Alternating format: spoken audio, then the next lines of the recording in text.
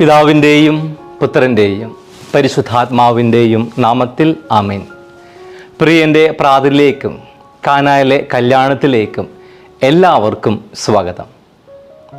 കാനായിലെ കല്യാണം അതൊരു പൊളി കല്യാണമായിരുന്നു.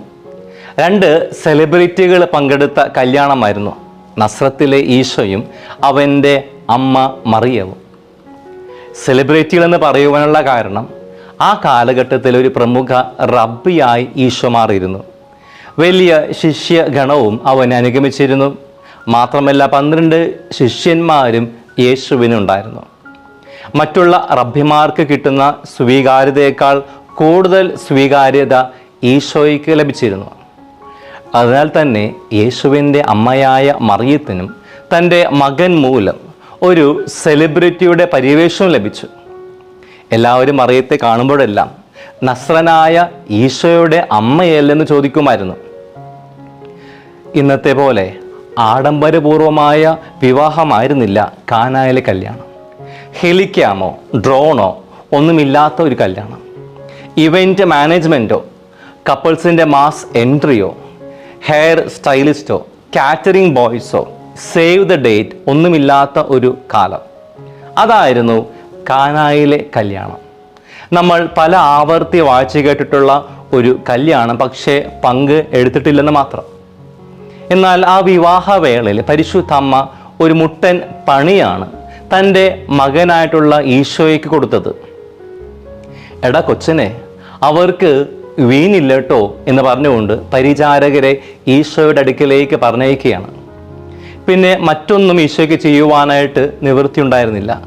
അങ്ങനെ ഈശോയുടെ ജീവിതത്തിൽ ഒരു വഴി തിരിവ് സംഭവിക്കുകയാണ്. ആദ്യത്തെ അത്ഭുതം പ്രവർത്തിക്കുന്നതിലേക്ക്. വെള്ളം വീഞ്ഞാക്കി മാറ്റി. അധികം വൈകാതെ തന്നെ മറ്റൊരു അവസരത്തിൽ വീഞ്ഞ് രക്തമാക്കി മാറ്റുകയും ചെയ്തു. ഞാൻ ഇന്നത്തെ വചനത്തെക്കുറിച്ച് ധ്യാനിച്ചപ്പോൾ എനിക്ക് മനസ്സിലാക്കുവാൻ സാധിച്ചത് യഥാർത്ഥത്തിൽ ഈശോ കാനായിലെ കല്യാണം ഒരു അവസരമായിട്ട് തിരഞ്ഞെടുക്കുകയായിരുന്നു. തൻ്റെ മഹത്വം വെളിപ്പെടുത്തുവാൻ വേണ്ടിയിട്ട്. യോഹന്നാൻ 2:11 നമ്മൾ ഇപ്രകാരം വായിക്കുന്നു: യേശു തൻ്റെ മഹത്വം വെളിപ്പെടുത്തുന്നതിന് പ്രവർത്തിച്ച അടയാളങ്ങളുടെ ആരംഭമാണ് ഗലീലയിലെ കാനയിൽ ചെയ്ത ഈ അത്ഭുതം.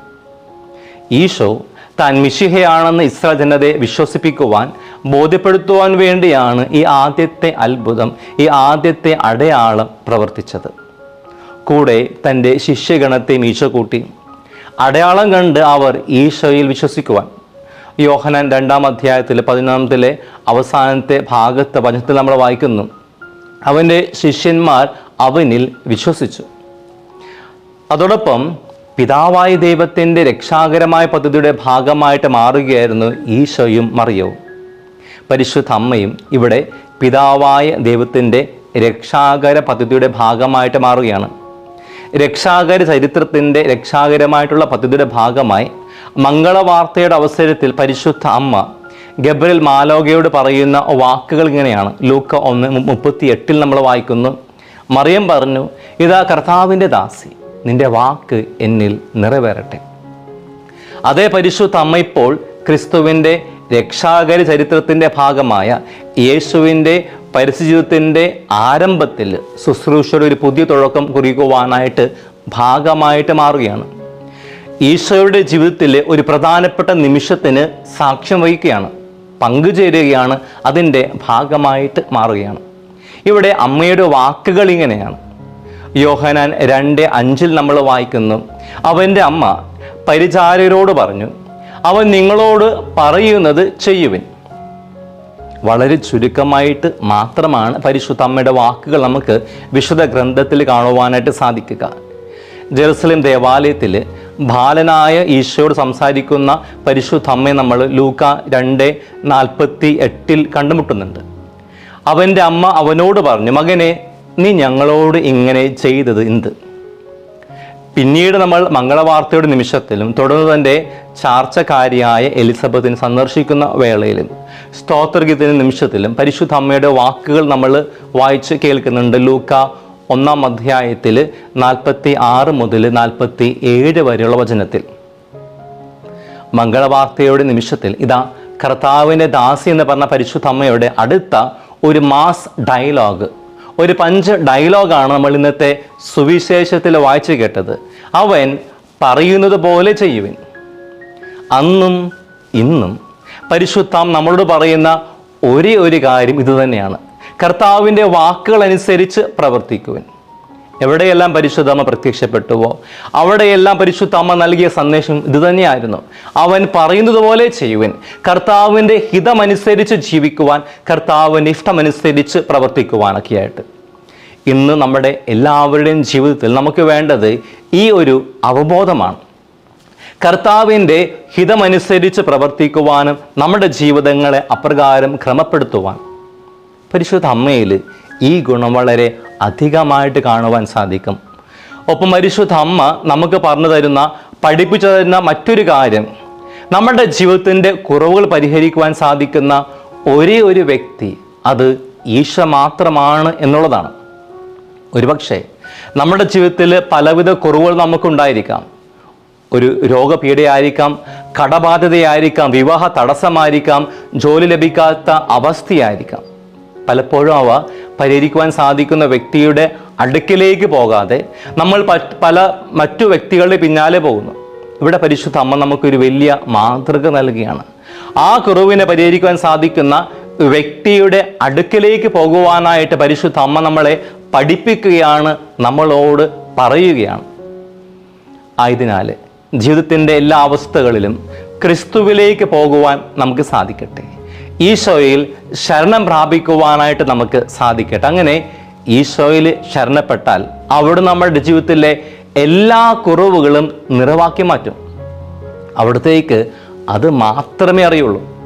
നമ്മുടെ കുറവുകളെ നിറവാക്കി മാറ്റുവാനായിട്ട്, നമ്മുടെ ജീവിതത്തിൽ സമൃദ്ധി നൽകുവാനായിട്ട്. ഈ അത്ഭുത പ്രവർത്തനത്തിൽ എൻ്റെ ശ്രദ്ധ ആകർഷിച്ച മറ്റൊരു കാര്യം കാനായിലെ വിവാഹത്തിലെ ആ 6 കൽഭരണികളായിരുന്നു. സ്വാഭാവികമായിട്ട് വീഞ്ഞ് നിറയിക്കുവാൻ ഉപയോഗിക്കുന്ന പാത്രങ്ങളാണ് വെള്ളം നിറയിക്കുവാനായിട്ട് ഉപയോഗിക്കേണ്ടത്. എന്നാൽ ഇതിനുമെല്ലാം വളരെ വിഭിന്നമായിട്ട്, വ്യത്യസ്തമായിട്ട് ശുദ്ധീകരണ ചടങ്ങുകൾക്കായിട്ട് ഉപയോഗിച്ചിരുന്ന മൺപാത്രങ്ങളാണ് വെള്ളം നിറയിക്കുവാനായിട്ട് ഈശോ ഇവിടെ ആവശ്യപ്പെട്ടത്. അതിൻ്റെ കാരണങ്ങൾ എന്താകാം? യഹൂദ സംസ്കാരത്തിൽ കല്ല് ആചാരപരമായിട്ട് ശുദ്ധമായിട്ട് കണക്കാക്കപ്പെട്ടിരുന്നു. കാരണം മൺപാത്രങ്ങളെ അപേക്ഷിച്ച് ശിലാപാത്രങ്ങൾ മാലിന്യങ്ങൾ ആഗിരണം ചെയ്യുവാനുള്ള സാധ്യത കുറവാണെന്ന് വിശ്വസിക്കപ്പെട്ടു. യഹൂദരുടെ ശുദ്ധീകരണ ചടങ്ങുകൾക്കും ആചാരപരമായിട്ടുള്ള കഴുകലിനുമായിട്ട് വെള്ളം പിടിക്കുന്നതിനും കൽഭരണികൾ അതിനാൽ തന്നെ ഉപയോഗിച്ചിരുന്നത്. ഓരോ പാത്രത്തിനും 20 മുതൽ 30 വരെ ഗാലൻ വരെ സൂക്ഷിക്കാൻ കഴിയും. ഇത് അവയുടെ ഗണ്യമായിട്ടുള്ള വലിപ്പവും ശേഷിയുമാണ് സൂചിപ്പിക്കുന്നത്. ഇവിടെ ഈശോ 6 കൽഭരണികൾ തിരഞ്ഞെടുത്തത് ക്രിസ്തുവിലൂടെയുള്ള ആത്മീയ ശുദ്ധീകരണത്തിൻ്റെ ഒരു പുതിയ ഘട്ടത്തെ സൂചിപ്പിക്കുവാൻ വേണ്ടിയാണ്. സാധാരണ രീതിയിൽ ബാഹ്യമായ ശുദ്ധീകരണത്തിന് ഉപയോഗിക്കുന്ന വെള്ളത്തെ വീഞ്ഞാക്കി മാറ്റിക്കൊണ്ട് ആന്തരികവും ആത്മീയമായ പരിവർത്തനത്തിന് ഊന്നൽ നൽകിക്കൊണ്ട് സ്ഥാൻ സ്ഥാപിക്കുവാൻ പോകുന്ന പുതിയ ഉടമ്പടിയെ പ്രതീകാത്മകമായിട്ട് ഈശോ ഇവിടെ അവതരിപ്പിക്കുകയാണ് ചെയ്യുന്നത്. ആ പുതിയ ഉടമ്പടി വിശുദ്ധ കുർബാനയാണ്. ആദ്യത്തെ അത്ഭുതത്തിൽ അവിടുന്ന് വെള്ളം വീഞ്ഞാക്കി മാറ്റി. അവസാനത്തെ അത്ഭുതത്തിൽ പുതിയ ഉടമ്പടിയായിട്ടുള്ള വിശുദ്ധ കുർബാനയിൽ അവിടുന്ന് വീഞ്ഞിനെ രക്തമാക്കി മാറ്റി. 2 അത്ഭുതത്തിലും ശിഷ്യന്മാരുടെ സാന്നിധ്യം കാണുവാനായിട്ട് സാധിക്കും. ഒന്നാമത്തെ അത്ഭുതം വിവാഹ മേശയ്ക്ക് ചുറ്റും, അവസാനത്തെ അത്ഭുതമാകട്ടെ പെസഹ മേശയ്ക്ക് ചുറ്റും. അങ്ങനെ ആദ്യത്തെ അത്ഭുതവും അവസാനത്തെ അത്ഭുതവും തമ്മിൽ വലിയൊരു ബന്ധമുണ്ട് നമുക്ക് മനസ്സിലാക്കുവാനായിട്ട് സാധിക്കും. ഇവിടെയും പിതാവായ ദൈവത്തിൻ്റെ രക്ഷാകർമ്മത്തിലെ ഈശോയുടെ വലിയ പങ്കാളിത്തം നമുക്ക് കാണുവാനായിട്ട് സാധിക്കും. 6 കൽഭരണികളിൽ 6 എന്ന സംഖ്യ സൂചിപ്പിക്കുന്നത് അപൂർണതയാണ്. കാരണം ബൈബിൾ പരമായിട്ട് 7 ഒരു പൂർണ്ണ സംഖ്യയാണ്. ഇവിടെ യേശുവിൻ്റെ സാന്നിധ്യമാണ് അവിടെ ഉണ്ടായിരുന്ന അപൂർണതയെ പൂർണ്ണതയാക്കി മാറ്റിയത്. അതായത് 7ാമത്തെ കൽഭരണി ഈശോയാണ്. പൂർണ്ണത നൽകുന്ന, സമൃദ്ധി നൽകുന്ന, നിറവ് നൽകുന്ന കൽഭരണി. കാനായിലെ കല്യാണത്തിലൂടെ ഈശോ നമ്മെ എല്ലാവരെയും ക്ഷണിക്കുകയാണ്. ഈശോയാകുന്ന സമൃദ്ധിയുടെ കൽഭരണിയെ സ്വന്തമാക്കുവാൻ, കുറവുകളെ നിറവാക്കുന്ന കൽഭരണിയെ സ്വന്തമാക്കുവാൻ ഈശോയും മാതാവും അവിടെ ഉണ്ടായിരുന്ന കുറവിനെ നിറവാക്കി മാറ്റിയതുപോലെ നമ്മുടെ ജീവിതത്തിലെ കുറവുകളെ നിറവാക്കി മാറ്റുവാൻ പരിശുദ്ധ അമ്മയുടെ മാധ്യസ്ഥവും ഈശോയുടെ സാന്നിധ്യവും നമുക്ക് എല്ലായ്പ്പോഴും ഉറപ്പുവരുത്താം. ഈശോയിലേക്ക് പോകാം. അവിടുന്ന് പറയുന്നത് പോലെ നമുക്ക് പ്രവർത്തിക്കാം. അതിനിടെ ദൈവം നമ്മളെ എല്ലാവരെയും അനുഗ്രഹിക്കട്ടെ.